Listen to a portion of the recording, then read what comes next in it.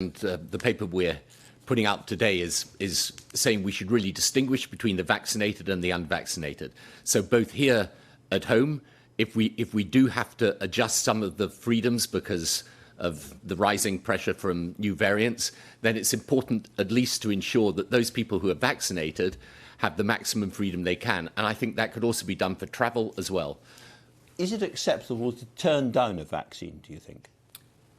Unless you've got a good medical reason, my view very clearly is no.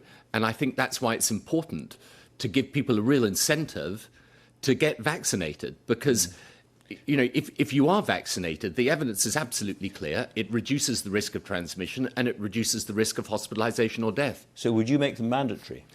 I don't think you can make them mandatory, but I think, and this is what we're suggesting today, by making it clear that, for example, if you are vaccinated, if you're double vaccinated, it should be much easier to come in and out of the country. And indeed, round the world, I think you will find that countries start to distinguish between the vaccinated and the unvaccinated. So in Europe, for example, they're going to allow you to travel freely within Europe if you're double vaccinated.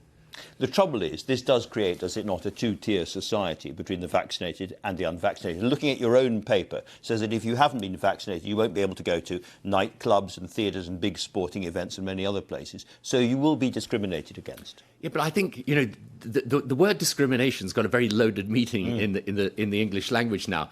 But really, when it comes to risk management, it's all about discrimination. So the reason we vaccinate elderly people first is they're more at risk.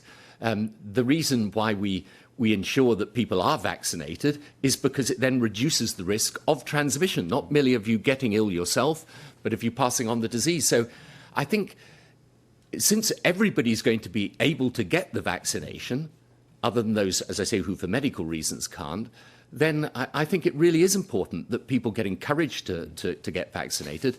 And we also make suggestions as to how we can make sure you get proper proof of vaccination. I mean, actually, the NHS ex-people have done a good job in the NHS app, but we need to make that interoperable with other systems so that you can use this as proof of vaccination throughout the world. I use the word discrimination advisedly because we know that people from ethnic minorities are less likely to be vaccinated. So figures saying among the over 50s, there is on average 25% less vaccine take-up among black people than white people. Now, that is discrimination if you're going to push them into a second the tier. answer to that, Andrew, is to encourage people from that community to get vaccinated.